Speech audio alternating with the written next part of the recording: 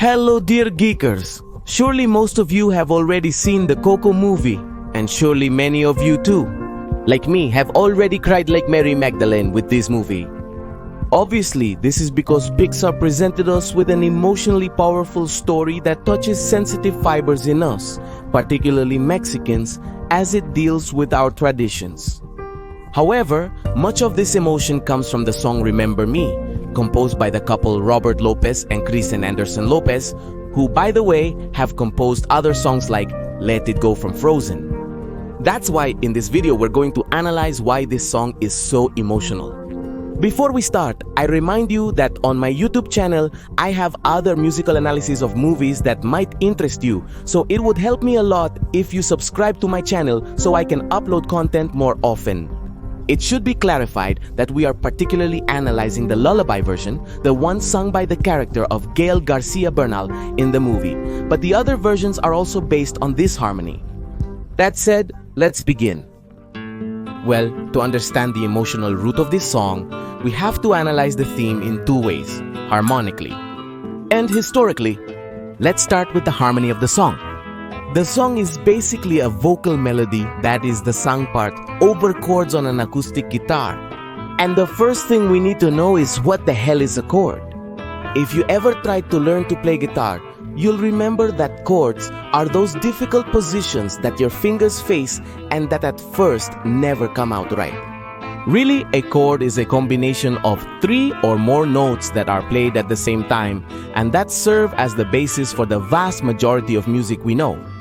In the case of the song Remember Me, it's a guitar that makes the chords while Gael sings a melody on top, which sounds like this.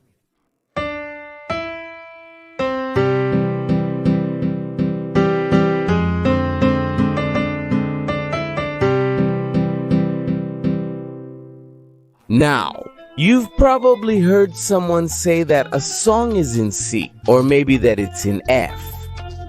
This actually refers to the key of the song. It turns out that if a song is in a certain key, we can use 7 chords that naturally go with that key.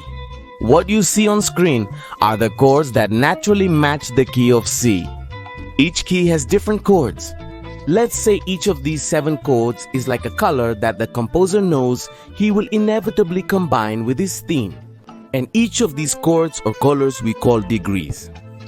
It turns out that traditional Mexican music has its favorite degrees, which are 1, 5, and 4 in that order of importance.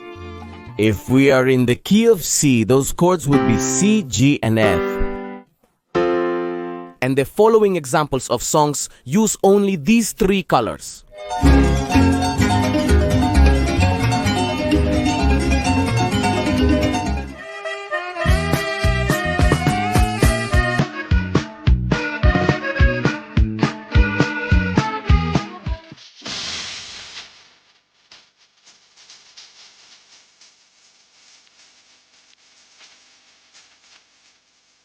In fact, the song from the movie Coco, Un Poco Loco, also uses these degrees.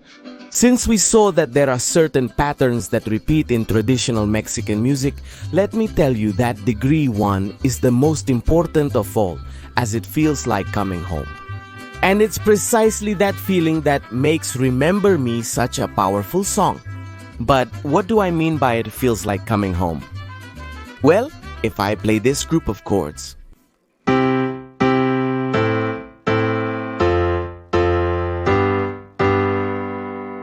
the progression won't feel complete until I end with the 1 degree.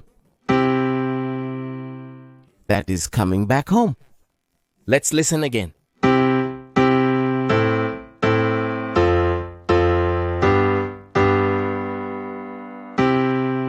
Do you see it?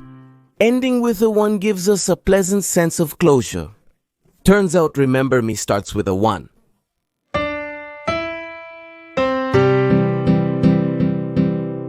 Let's say we start at home. When the song says the phrase, "Today I have to go my love," the composer goes to a 4th degree. But it's a 4, very different from what we're used to hearing, as it substitutes this note, changes this note's place, and adds something that in music we call tension, which sounds like this. This chord that is named F minor with a sixth in first inversion. I know, it's a horrible name. It's the one that gives us that feeling of melancholy, sadness, and being far from home, because the music is really far from the rule of its tonality, and that's something we unconsciously notice. What I like most about the matter is that after this tense chord, the song returns home to the first degree when Gail sings the phrase "Remember me again." Subsequently, the song continues its journey to various degrees. Some are within the rules of tonality and other chords are borrowed, like the strange F we heard a little while ago. And when the phrase "dreaming of returning" sounds, the song prepares with this 5 chord to return to the first degree to make us feel at home again. But if traditional Mexican music regularly doesn't use these degrees or colors, why do we feel "Remember Me" as such a strangely familiar song? It turns out that this is because these types of more complex harmonies are traditional of a musical genre that we adopted in Mexico called Bolero. Bolero actually originated in Cuba, but eventually made its way to Mexico and merged with ranchera music, forming what we now know as Ranchero Bolero, a genre that became very popular during the golden age of Mexican cinema with performers like Pedro Infante, Javier Solis, and others. This connection between the golden age of Mexican cinema and music was leveraged by composers to give us that feeling of listening to something familiar, something of our own.